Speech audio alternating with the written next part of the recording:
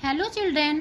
आज मैं आपको व्याकरण संबोध विषय का कक्षा 5 का एक आपका चैप्टर है मुहावरे और लोकोक्तियाँ, तो उसी को मैं आज बताऊंगी। तो ये मैंने आपको अपने पिछले वीडियो में मुहावरे बता दिया है और अब मैं आपको लोकोक्तियाँ बताऊंगी। तो देखिए, लोकोक्तियाँ पहले हम ये देख लेते हैं कि लोकोक्तियाँ होती क्या है। तो लोकोक्तियाँ जब का प्रयोग जो होता है वो भाषा को बहुत सुंदर तथा और प्रभावशाली बनाने के लिए उपयोग किया जाता है। और लोकोक्तियाँ जो होती हैं वो अनुभव के आधार पर जो हम किसी भी चीज़ को यूज करते हैं, जिस भी भाषा को यूज करते हैं, तो उसको क्या हम कहते हैं, लोकोक्तियाँ कहते हैं। जैसे देखिए, आपका ये दिया हुआ है, खोदा पहाड़ निकली चुहिया। तो यहाँ पे क्या है, पहाड़ और चुहिया बिल्कुल किसी चीज़ से यहाँ तात्पर्य नहीं है। यहाँ ये है कि खोदा पहाड़, पहाड़ मतलब खोदने का अर्थ होगा बहुत अधिक परिश्रम करना, और निकली चुहिया यानी कि उसका कोई भी उस तरीके से परिणाम ना मिलना। तो ये लोकोक्तियाँ भाषा को प्रभावशाली बनाने के लिए उसे हम डायरेक्ट ना कह के इसको एक जो लोकोक्तियाँ हैं उसमें हम उपयोग करते हैं। अब देखिए, आपकी जो बुक है इसमें कुछ लोकोक्तियाँ दी हुई हैं, तो आइए उसको हम देख लेते हैं। अब देखिए, जैसे दिया हुआ है इसमें पहली लोकोक्तियाँ कि आम के आम गुठलियों के दाम, यानी कि क्या है कि दोहरा लाभ होना। और इसका जो हम अर्थ बताएंगे, आशीष ने जैसे ही पढ़ाई पूरी की अपनी सारी पुरानी पुस्तकें अच्छे दामों में बेच दी। इसे कहते हैं आम के आम गुठलियों के दाम। तो ये क्या है, ये जो आपका जो अर्थ है ये तो बिल्कुल समान होगा, लेकिन जो इसका हम वाक्यांश बनाएंगे इसको हम कुछ भी बना सकते हैं। दूसरा देखिए, थोथा चना बाजे घना, कम गुणवान व्यक्ति का अधिक दिखावा करना।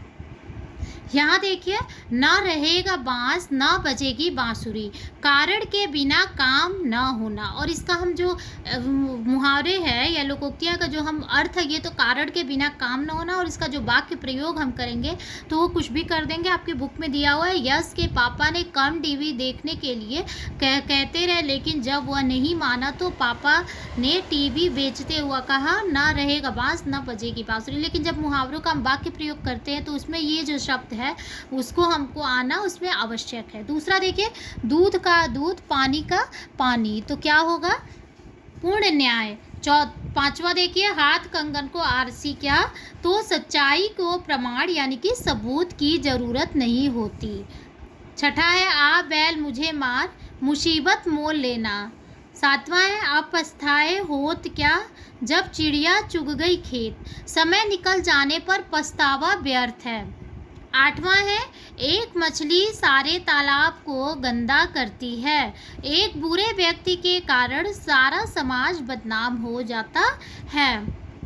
नौवां है, घर की मुर्गी दाल बराबर, घर की वस्तु की कदर नहीं होती। और इसका जो प्रयोग है वो क्या लिखेंगे, कैलाश सत्यार्थी को भारत में कोई जानता तक नहीं था, जब उन्हें नोबेल पुरस्कार मिला तो हर कोई उन्हें मानने लगा। सच है, घर की मुर्गी दाल बराबर।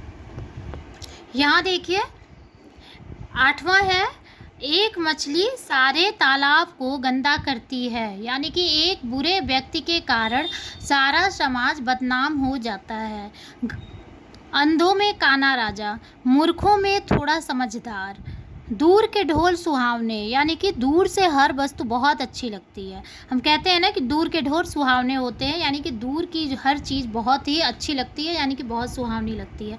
ऊंची दुकान फीका पकवान, यानी कि दिखावा अधिक वास्तविकता कम।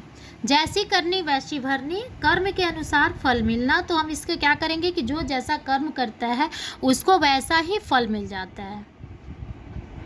यहाँ देखिए, नाच न जाने आंगन टेढ़ा, खुद काम ना आने पर दूसरों को दोष देना, यानी कि क्या है कि जो हमें काम नहीं आता है तो हम उसको क्या करते हैं, काम पे ही या दूसरों को ही दोष दे देते हैं। 15 है, एक अनार 100 बीमार, यानी कि एक वस्तु के अनेक चाहने वाले। मान न मान मैं तेरा मेहमान, यानी जबरदस्ती गले पड़ना। 17वां है, पांचों उंगलियां बराबर नहीं होती, यानी कि सभी लोग एक समान नहीं होते हैं, सब में अलग अलग प्रतिभा होती है। डूबते को तिनके का सहारा, यानी कि कठिनाई में थोड़ी सी सहायता भी कल्याण कर देती है। यानी कि जब किसी के पास बहुत अधिक कठिनाई होती है और हम थोड़ा सा भी मदद कर देते हैं तो उसको बहुत ज़्यादा सहारा हो जाता है। यानी ये आपके जो बुक है उसमें जितने ही लोकोक्तियाँ दी हुई थी, अब देखिए कि लोकोक्तियाँ और मुहावरे में अंतर क्या होता है।